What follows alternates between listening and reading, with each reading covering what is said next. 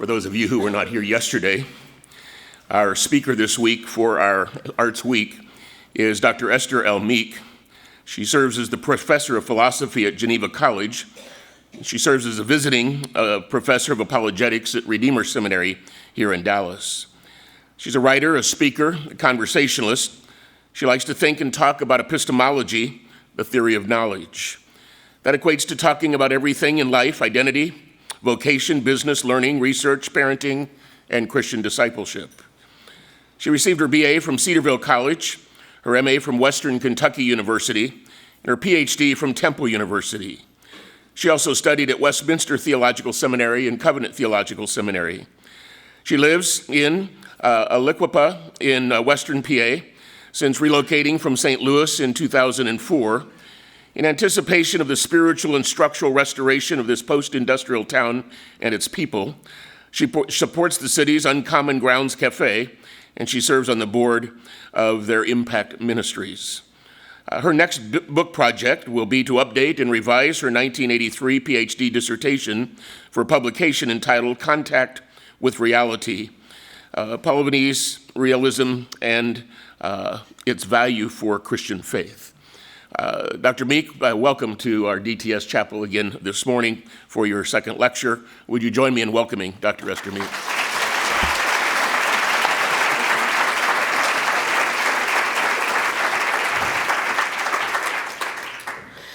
I'm so glad to see you. It's lovely to be here and to see you. I think this is definitely not my father's DTS.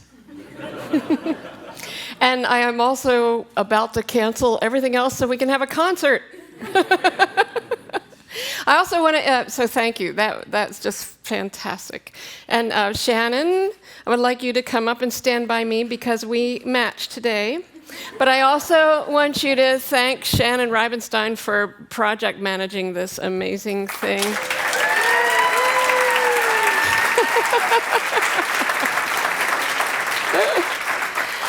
I'm also in the business of promoting Geneva College, especially the philosophy program, so I have a few brochures that are hot off the press. This golden boy is my student, Zach Hummel, and in here you can see other amazing philosophy students and my beloved colleague, Dr. Robert Frazier, and you might have some students, some children or cousins or something that you might want to consider sending to Geneva College, so be happy to talk to you about that. And let's see, any other announcements? I may go a little long, but I actually am really grateful to be beginning at this time, so I'll do my best to stay inside the time. This is a big day. Dallas Willard would have called this a hard hat area. So you need, and I'll call it a fasten your seatbelt area. Okay, because we're going to do philosophy today. Yesterday, if you missed it, we set up why you're all desperate to hear what I say the rest of the week. So if you missed that, I guess you're not so desperate. But in any case, hopefully, it'll still be good. So I'll start out with the same story I did yesterday, though. This is my cute little love of my life, Gus. My grandson, and he's about to have a baby sister or brother, hopefully before I get home. So, in any case, but that's not what I want to talk to you about. Well, I do, but not now. But so anyway, I grew up in a Bible-believing home, a lot like what y'all are connected with, and knew all there was to know about the Bible, and. But coming into middle school, I had some burning questions that at the time I was sure were sin. One was, how do I know that God exists? And the other was, how do I know that you exist? Okay, in other words, how do I know that there's a material world outside my mind?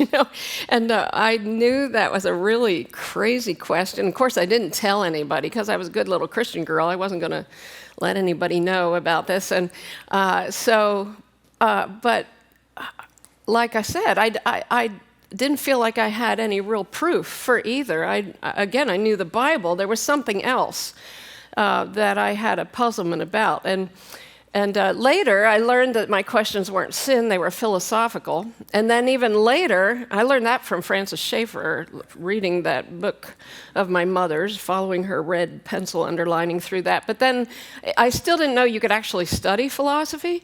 And when I found that out, it took me 12 hours to make up my mind. To do that, I was sure I did not have the intelligence that it took, but I figured it was so important, I just had to do it. And so that was the decision that really set the course of the rest of my life. Well, my philosophical inquiries and the work that I've actually done it really reflects those two questions. And I'm telling you this because I think one or the other of them connects to you. You might be asking, what's this philosopher do? Why did this happen to this nice lady? But then also, what does it have to do with you? And I'm here to talk to you about art, you'd think, because it's an arts conference. Okay, so the second question about how do I know that reality is outside my mind, when I went through all my professional studies and got to writing my dissertation, I really did write it on that. You'll learn a little bit more about that today. And that's what I'm working on now as far as trying to get it into a publishable form. Now that I go back to that old dissertation, I'm in a very different place with regard to reality. Back then, I was a skeptic, even when I got done the dissertation. But now I'm intoxicated with reality and want to just dive into it. So it's lovely to bookend my adult years by thinking about reality. So we'll be talking about that a little bit over the next few days. But then the first question, how do I know that God exists? I really needed to justify my own Christianity to myself. And I knew all that I was to know about God, so I thought. But what I didn't understand was knowing. And so working that through, and again, I used the same philosopher and his ideas that helped me with the second question, led to my writing Longing to Know, which was the first of my philosophy books, The Philosophy of Knowledge for Ordinary People. And it's a book for people considering Christianity who have questions about knowing, which I figure is everybody who's considering Christianity, and that includes Christians as well. So this book, over the years that it's been out, has been, read by more Christians than non-Christians, and that's been a helpful thing for them. So I'm here to talk about knowing. It should have an impact on knowing God, and it also should have an impact on your understanding of the artistic experience and how those go together. It should also be good for your bottom line if you're in business, or good for your golf game. So it has broad application, and actually, if it's going to bless you as far as your knowing God, you actually need to go into it thinking about your golf game, because it's an epistemic fix that we need to take some blinders off so that the gospel can be the center of our epistemology as well. So hopefully those are things that will help you as you listen today. So yesterday we talked about the need for epistemological therapy. If you don't know that big word, it is not about anger management, as one 18-year-old suggested to me. It's about how we know whatever it is we know, so epistemology. And if you see that our lives are a fabric of trajectories of knowing, epistemology has to do with everything. So yesterday we identified the fact that lots of people in the modern West have this default understanding of what knowledge is information, and that's a problem. I think it's defective. And the daisy of dichotomies was a diagnostic to see that we have this idea of knowledge is information, and then we have plenty of ideas about what knowledge is not.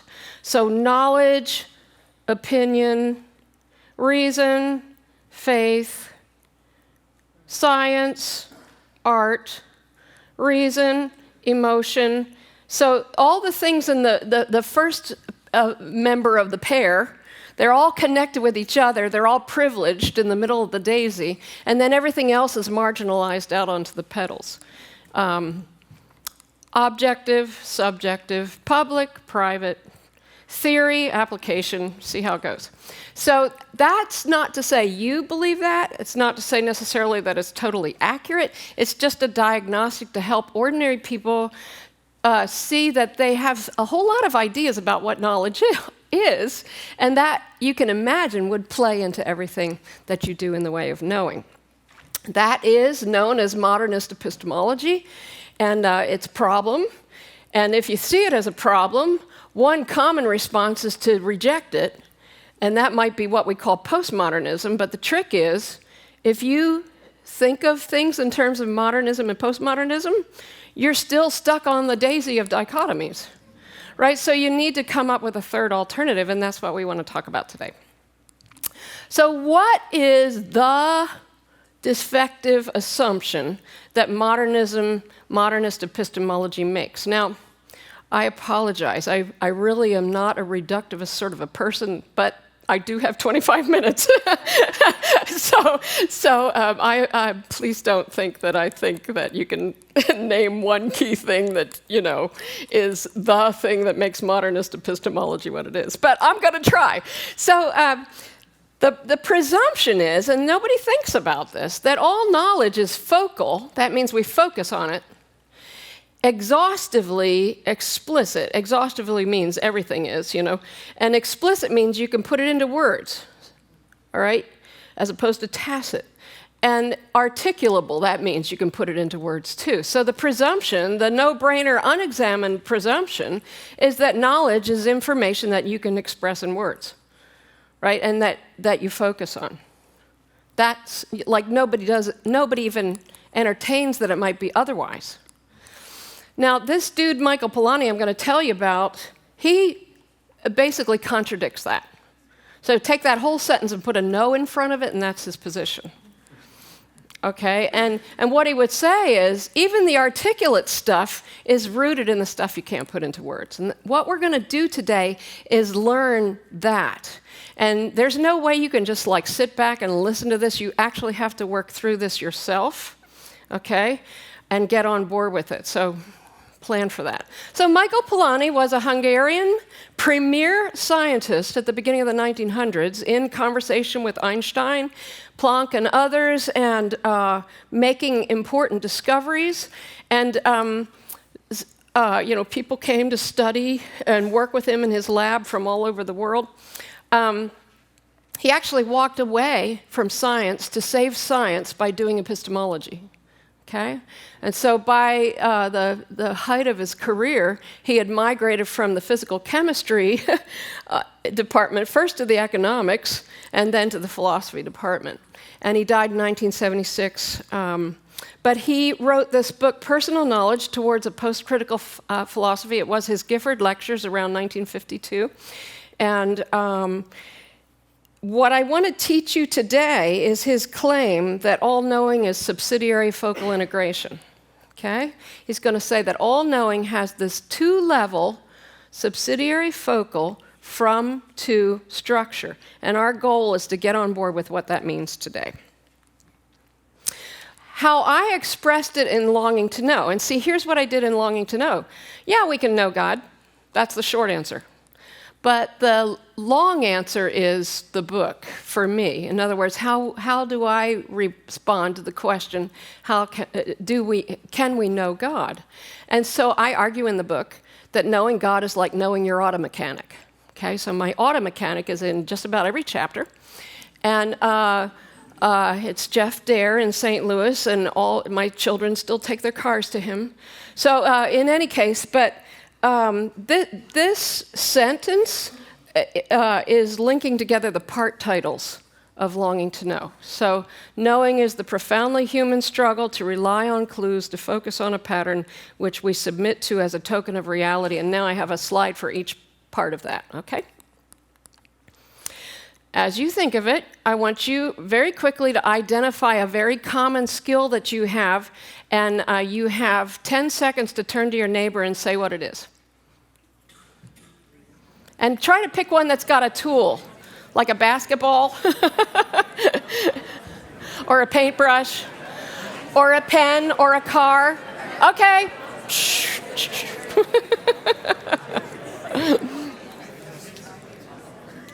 Okay, here we go. So, yeah, I love the Pirates. Summer evenings listening to Pirates baseball while I work is just a wonderful thing. So I'm an Andrew McCutcheon fan, even though he did cut his hair off. And he's amazing, and so that's him lying on his stomach in the outfield. The other, does anybody know who the other is? Yeah, right. Our legend of Pittsburgh. We've got the Roberto Clemente wall out there in right field, and my colleague Bob grew up wanting to be Roberto Clemente. So in any case, both of those guys are laying out. Okay, they are, and I love this about baseball. They're so good that if they miss the ball, they get an error. So there's just this presumption that they're going to lay out and connect with that ball. So you need to get that feel that integration is this struggle to reach something. Okay? So the profoundly human struggle, that's not all there is to integration. Integration, thank you, Mako Fujimura, is you put things together in one beautiful whole. Okay? But it's got this struggle to reach beyond where you are. Okay, so all knowing involves that. And you might realize that I stopped talking about knowledge and I've started talking about knowing. Polanyi said, look, the main act is discovery. And if you think that knowledge is information, no scientific discovery could ever happen. But it does. Ergo, something's wrong with your epistemology. Right? You have to be able to accredit things that you can't put into words. All right. Knowledge is the profoundly human struggle to rely on clues, and this is really key. Now, I know that's a really old picture, I'm sorry. The interesting thing about it is that all those kids' eyes are not on their hands, which my typing teacher said you had to do, right? So, not focus on your hands. So the deal is they're relying on the feel of things in their hands while they're focusing on what it is they're trying to do. 2 levels, from to. Okay, now in your skill that you picked, and you can't talk right now because I don't have time, think about the 2 levels in your skill. What are you relying on subsidiarily? That's what that word means, okay? What bodied actions, what clues around you, what are you relying on to focus elsewhere? Think about a blind man with a probe, right? He's feeling things in his hand, but what he's making sense of is out there, right? Same with, are you writing? Right? So you're actually doing philosophy. That's where your focus is. But so you're not even thinking about the feelings in your hand, right? You're not thinking about how to make your letters, right? You did that in kindergarten. That's when you focused on that, right? But now you subsidiarily indwell and rely on those clues to focus on the pattern. With me? Okay. Y'all do this. You can't deny that you do this. That's what's so cool about this. Okay, think about driving. When I taught my 3rd daughter, whose birthday it is today, how to drive and put her in the car in the high school parking lot, the first thing she did was look at her foot on the accelerator, and I about jumped out the window. Think about driving. It's such a great example of subsidiary focal integration because where's your focus? Down the road. And if it isn't, you're in trouble and everybody else is around you, right? Now, here's another thing. The state police understand subsidiary focal integration. They test you for your peripheral vision. Well, that's not because you're supposed to look at the person beside you, right? That's the whole point. You don't, because you'd have an accident. But you need to have enough range of peripheral vision that you can rely on that to focus on the pattern. See, it's way doable. And it's not really magical either. It's wonderful. It's full of wonder. Think about keeping your balance on a bike, right? When you get it, you could not put that into words. And that's the thing about the subsidiary. You can't put it into words at the time you're relying on it. right? It's not your verbalization of it that roots your bike riding, even if you do know the physics formula for it, right? You can be a 4-year-old and ride a 2-wheeler without knowing the physics formula, or a 62-year-old. But in any case. So knowing is the profoundly human struggle to rely on clues to focus on a pattern, which we then submit to as a token of reality. So in St. Louis, when I lived there with my younger girls, there was a woods that came up behind my house, and my little girls came running into me one day and said, "Mommy, Mommy, come see what we found in the woods." And they didn't tell me. And then they came out there and they said, "Look." Well, I looked, I didn't see anything. Honestly, it was just leaves. We had recently, for some little kid's birthday party, been to the Nature Center and been told about the Hershey's chocolate kisses that mark copperhead snakes. And there I was looking at the leaves and realized I was seeing a pattern of Hershey chocolate kisses. And then I saw the pattern of the copperhead, and then my life changed. Don't you see? When you see the pattern, it changes everything. It changes you, it changes the woods, it changes everything, and all of a sudden, it's not about, okay, how do I justify this? No, you pick up your skirts and run. Or not skirts, whatever it is, Actually, what I did was run for the camera. And I did take a picture. This is not he, and in the picture I have, you can't see him anyway. So that's how it is. But do you see what happens is when you have that aha moment, thank you, Sarah, it's like reality walks in and is the one calling the shots. Okay, it's no longer you who are in charge once you see a copperhead. So, to review, you've made it. Subsidiary focal integration. Okay, so 2-level structure of knowing, right? So there's things that you attend from and things that you attend to.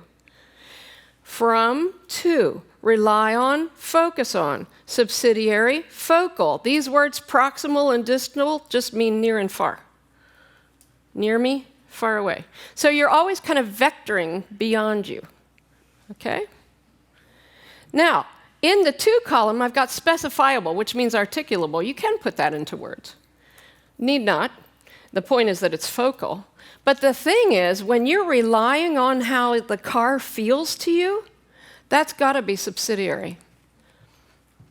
I mean, even if you are a teacher, and this is so cool, how do you teach, especially a physical skill? How do you say words that make people feel where to put their fingers on the strings of a viola? Right? That's a trick. But it's their body that needs to learn to do that. Okay? And then there's this great word of Polanyi's indwelling, which means that you actually are in the clues subsidiarily. But the beautiful thing is, and I took this slide out, but I'll say it real quick, there's 3 sectors of clues, and you can ask me about this later. One of them is your felt body sense. One is the puzzlement of the world that you're trying to make sense of. The third is, and this is what I got to that helped me with regard to the crazy thing that Christians do to rely on the Bible to tell them about God. The third sector of clues is authoritative guides, and everybody's got authoritative guides. And so we actually indwell the words of the Master to see the world. You want to learn to read x-rays? You go to radiology school and you do what they tell you. Right? You want to learn Hebrew? Enough said. So here's another way to diagram it, subsidiary focal integration. And some of my students talk about vectoring. The idea that you're here and you're moving beyond, it's like you're moving to the pattern and beyond. Okay, subsidiary focal integration. Now, 3 more slides. One is I'm going to talk about how the pattern transforms the clues, just like we saw with the copperhead. I'm going to talk about this cool thing called anticipative knowing. Sounds like a song, doesn't it? Yeah, maybe we could have a covenant epistemology song by tomorrow. Could you write that? Sarah, I'll help you, I'm sure. She'll act it out. So, and then my intoxicating phrase, indeterminate future prospects. So we're going to talk about that. So here's the other thing that happens as you're moving toward making sense of your skill. You know, when you get in that car for the first time, or on that bike for the first time, or you pick up a pencil for the first time, you don't even remember this, but I can make you remember it real fast, except I don't have time. But anyway, you feel like you're opaque, like you're all thumbs. You don't know what to do. Your body doesn't make sense. The world doesn't make sense. You can't put it together, right? And so you struggle and struggle and struggle to figure out how to relate those clues in a way that produces the skill. I was talking with the landlady this morning about how hard it is to play a clarinet. Okay? Just think of the struggle that it takes to learn to make that sound nicely. Okay? Well, there comes this point, though, where you say, oh, I get it. And then what that signals is kind of a shift in the way you've been relating to the things you've been trying to make sense of. And you start to climb inside them. And then it comes together, everything's integrated, connected, and you can play the clarinet or whatever it is. It's kind of a logical leap. That was Polanyi's words, you know. So that aha moment, that moment of discovery, shifts the pattern, transforms the clues. I was no longer looking at leaves on the floor of the woods, right? Because now I was looking at a copperhead on the floor of the woods. So there's a logical leap. It's not linear, okay? Learning is not linear. Now, linearity can help learning, but it can't guarantee it. Okay, I'm a logic teacher. I teach logic. But the thing is, logic only goes so far. You can put out this, knockdown proof, and that's no guarantee that your student will get it. Think of the word insight. So the moment of insight is the aha moment. I call it the oh, I see it moment. People call it epiphany. Isn't that beautiful? Right? We have a season of epiphany when the Lord made himself known, manifested himself to the Gentiles. Praise his name, right? But it's also transformation. And so you can refer to this, as James Loder does, as the knowing event. Knowing is an event where you connect with reality. Reality comes in and transforms you. And hence the picture we talked yesterday about the supper at Emmaus, right? When their eyes were opened in the breaking of the bread. That's the best ever aha moment. There's another good one in Acts 9, I guess it is. Is it 9 where Jesus zaps Paul on the way to Damascus? That's an aha moment. I love that one. But this has got to be my favorite.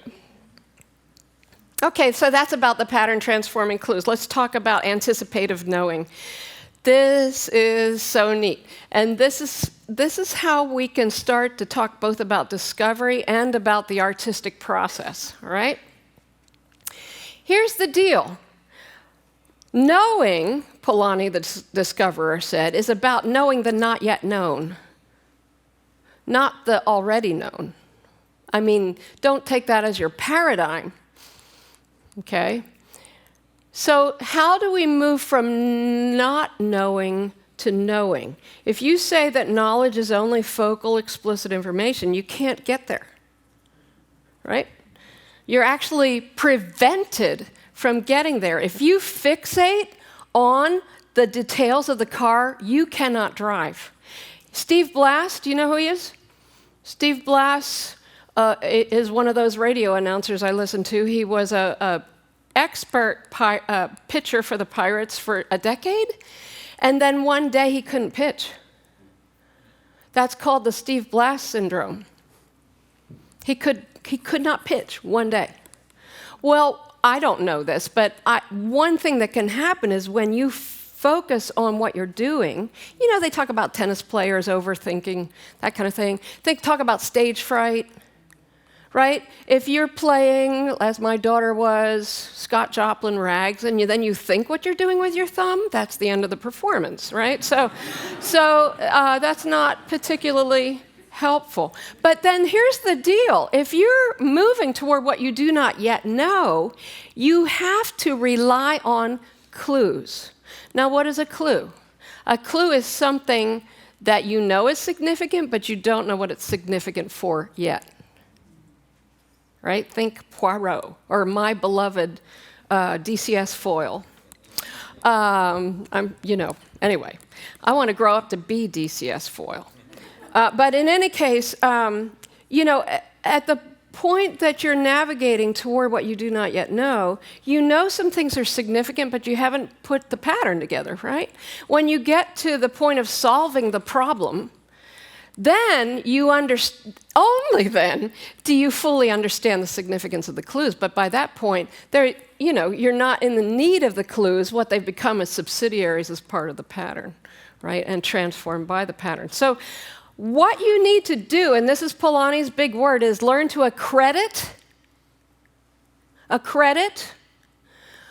and that means accord value to those hunches and those senses of things that you can't put into words yet. And if you don't, you won't get there, okay? And so he actually said that the paradigm for all knowing was foreknowledge of an approaching discovery. He loved the idea of a problem. He said, when you get to a problem stage, when you've figured out a problem, you're halfway to the discovery. So anyway, I commend his writing to you, by the way. It's wonderful to read. That man standing by that apparatus is Michael's son, John, who did go on to be awarded the Nobel Prize in his father's discipline that Michael didn't get because he left science. That other man you might know as the great Makoto Fujimura, and I am also a fellow of the Fujimura Institute, so that means I get to use his picture, I think. But I'm also suggesting that anticipative knowing is as essential in discovery as in art, and actually in every dimension of life. Entrepreneurial startups, tennis, just anything. You have to learn to trust yourself to things that you half understand. And don't you see, on the one hand, this is not mystical. On the other hand, if you're a Christian, this is like what we do, right? We always, how much do you know about God? And what you do know can be really pretty scary. You do not know what tomorrow holds. And every new day is a new side of God that you did not know. So we are schooled in our faith to commit ourselves to the half understood, because it's more real, not less real. More objective, not less objective. So let's see. I think I won't take the time to read these quotes from Polanyi, but you can see in both this one he's talking about discovery as involving anticipations, this vague and subtle intimation of prospects. And then Marjorie Green, oh no, there's my Fujimura. I'm saying this applies to the creative act as well. This quote is from Marjorie Green, who is a philosopher that worked side by side with Polanyi, and she is the writer that I want to, and the philosopher I'd love to grow up to be, in addition to all the other people I told you I wanted to grow up to be like. But she says, in the case of a problem or a discovery, or you can think of an artistic act too, the subsidiary aspect looms large. We do not know in the focal sense what we are looking for, and yet we can look for it because we rely in looking for it on clues to its nature, clues through which we somehow anticipate that what we have not yet plainly understood. Such clues we hold in subsidiary rather than focal awareness. You recognize the film? Yeah. So there he is. He's and by the way, when you learn to use a tool, then it becomes part of your body. So you're like the car, becomes part of your body as you orient down the highway. But so he's relying on the clues of his camera, but he's also, spending the whole film looking at the situation in the courtyard, and he's piecing this together. And you might remember the horrific moment when that guy sees him. Oh, I got chills just thinking of it. Okay, now here's my favorite part. So contact with reality, you remember that was the title of my dissertation and of the book, Lord willing, that may be birthed soon. So in Polanyi was this magic line. And remember, I was the baby skeptic, right? That didn't know about how I could prove the material world outside the ideas in my mind. I also, in this goofy Cartesian way, presumed that the ideas in my mind were the things I was certain about. I was such a modernist. Okay, was it preached from the pulpit? No. I can't blame the teaching in my church, except there was no philosophy that needed to address my fundamental default, and that's a problem, okay? But anyway, he would say, how do you know you've made contact with reality? Well, in Discovery, he said, you know that you have made contact with reality when you have a sense of the possibility of indeterminate future manifestations. So when I saw that copperhead, all I started to think was, my poor girls, how are they going to play in the woods anymore? How are they going to be safe? These woods are full of possibilities that I'm not sure I'm pleased with as a mom, right? And what's more, this copperhead may have babies somewhere. Don't you see, there's all these possibilities. Now, these were scary possibilities. But when you make a discovery and you put something together, or you come to an artistic act, which actually may be with the last brush stroke, I know this from writing, you don't know when the end is going to come until it comes, and then you go, oh, that's it, So, but then you say, oh, there's all these possibilities. And in fact, I got to say, every one of you out there is the coming to expression of my IFMs as I wrote.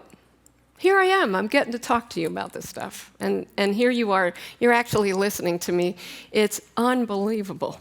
Indeterminate future manifestations. So when those Emmaus disciples recognized Jesus, it was the best ever IFM, right? Because it changed reality such that not only Jesus would live, but they would too, right? And, death is swallowed up in victory, all those wonderful, wonderful praises, claims, promises in the New Testament, it's like the future is one big possibility for us, in Christ. So it's all yes in Christ. Not going to say anything about that. You can ask me later. I would like humbly to suggest that this idea of subsidiary focal integration is the thing that you need if you're going to torpedo that daisy of dichotomies and the defective epistemic default. And, you might take the rest of your life thinking about this. I certainly have. But I've given you what you need to think, okay, driving, subsidiary focal integration. Okay, writing, subsidiary focal integration. You see? So keep working at that. And I think you'll start to see what that knowledge is rooted in what you trust. How Christian is that? So David Greisel,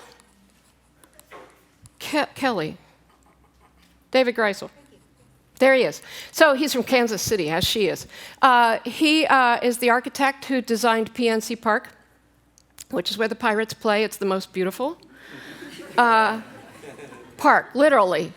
And what he said when he spoke at Geneva was, came to Pittsburgh for a week and went around and took pictures. And what I saw was that this is a city of juxtaposed contrasts.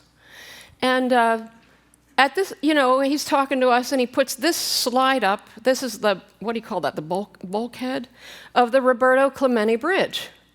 Okay, and he said, look at this thing, those dirty, grimy, stodgy blocks and this lacy yellow suspension bridge. John Roebling was from Pittsburgh. He designed the twisted wire and Brooklyn Bridge, all that. Hey, I'll tell you, there's more bridges in Pittsburgh than there are in Venice. And they're all different. But in any case, he said, this picture, more than anything, influenced my design of PNC Park.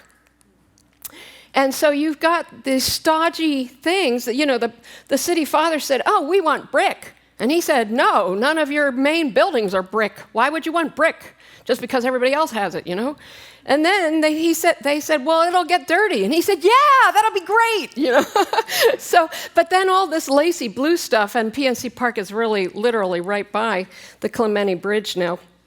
This is what it looks like a little bit from the inside that fateful night that the Cubs beat us. But you can see where the Clementi Bridge is out behind center field, and you can see that we see the backdrop across the Allegheny River of Pittsburgh. It is honestly spectacular. But don't you see, he was looking at the Clementi Bridge and getting clues from Pittsburgh that they then created to make PNC Park. Got it? He got in them subsidiarily and let them guide him to this beautiful building. He also designed Minute Maid Park. You recognize that? Isn't that where the Rangers play? Okay, I've been there with my student Travis. And so this is the last story, and then I'm done. This is a story about certainty in Christianity.